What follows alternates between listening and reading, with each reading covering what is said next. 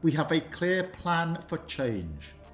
1.5 million new homes, restoring the dream of home ownership. Is obvious, but border security is equally obvious in my view, and that's why I've said we are committed to bringing down immigration. Have you ever witnessed a political career implode in real time? That's exactly what happened to Keir Starmer during his recent speech. As the crowd turned hostile, Starmer's reputation crumbled before our eyes. But what sparked this unprecedented backlash? Was it his stance on Gaza, his economic promises, or something else entirely? The answer might surprise you, and it could change the course of British politics. Before we move on, I'd like to ask you a small favor. If you appreciate this content, please take a second to like this video and subscribe to the channel. Over 98% of you watch the videos without subscribing. It costs you nothing, but it makes a huge difference to us.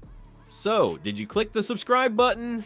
Great, thank you so much. Now, back to the video. As Keir Starmer stepped up to the podium, the air was thick with anticipation. The Labour leader, known for his carefully crafted image and measured responses, was about to face a crowd that would put his political acumen to the test. Little did he know, his words on Gaza would ignite a firestorm of controversy that would leave his reputation in tatters. The moment Starmer refused to call for an immediate ceasefire in Gaza, the atmosphere in the room shifted dramatically. His argument that a ceasefire would merely freeze the conflict and allow Hamas to regroup fell on deaf ears. The crowd, already on edge, erupted into a cacophony of shouts and boos that drowned out parts of his speech. It was as if Starmer had lit a match in a room full of dynamite. I will defend our decisions in the budget all day long.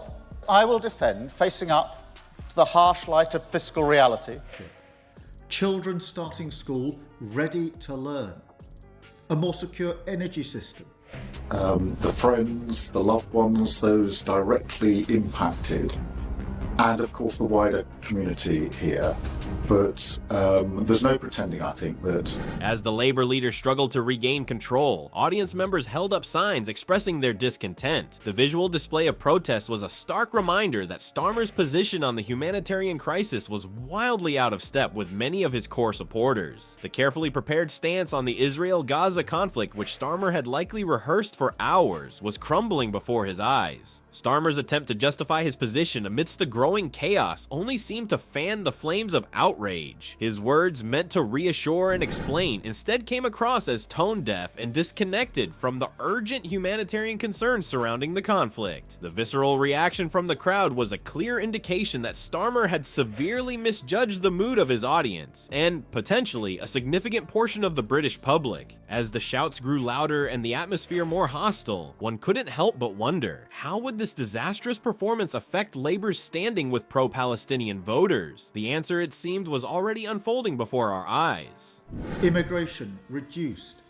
Neighbourhood police tackling antisocial behaviour in every community. And more cash in your pocket. Is that because you fear failure? No, Beth, the way we've constructed this is that there are foundational things that a government must do.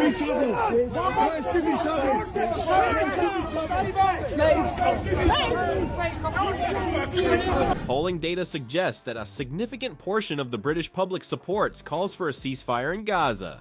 Starmer's refusal to align with this sentiment was not just alienating the crowd in front of him, but potentially a much larger swath of Labour's core supporters. The chaotic scene raised serious questions about Starmer's ability to read the room and connect with his base. As a leader who had positioned himself as a unifying figure, his stance on Gaza was creating deep divides within his own party. The discontent among Labour supporters, particularly those who are pro-Palestinian, was palpable and could have far-reaching consequences for the party's future. With his credibility on foreign policy in tatters, Starmer desperately needed a lifeline. But could his economic vision provide the escape he was looking for? Or would it only dig him deeper into a hole of public distrust? Anybody in the country is not untouched by what happened yesterday. You've talked about tackling knife crime a moral mission for your government. I'm convinced that if we can show that politics can change Britain for the better, then we can face the future with confidence. For many people, it's hard to think about the future. when you spend all of your time fighting to get through the week. As the Labour leader pivoted to domestic issues, the crowd's skepticism was palpable. Starmer's attempt to shift focus to economic policy felt like a last-ditch effort to salvage his speech. He painted a rosy picture of growth, stability, and a brighter future for the UK. But his delivery came across as overly polished and scripted, further alienating an already disgruntled audience. Starmer's economic pledges sounded promising on the surface. He spoke of lowering taxes and improving wages, two issues close to the hearts of many Britons struggling with the cost of living crisis. Yet, as he rattled off these commitments, the crowd's reaction was far from enthusiastic. Many in attendance had heard similar promises from politicians before, only to see their daily lives remain unchanged or even worsen. I'm here to speak to this man, not your security. You have failed me. Thank you. I've been a Labour voter my entire life. You have failed to be the opposition.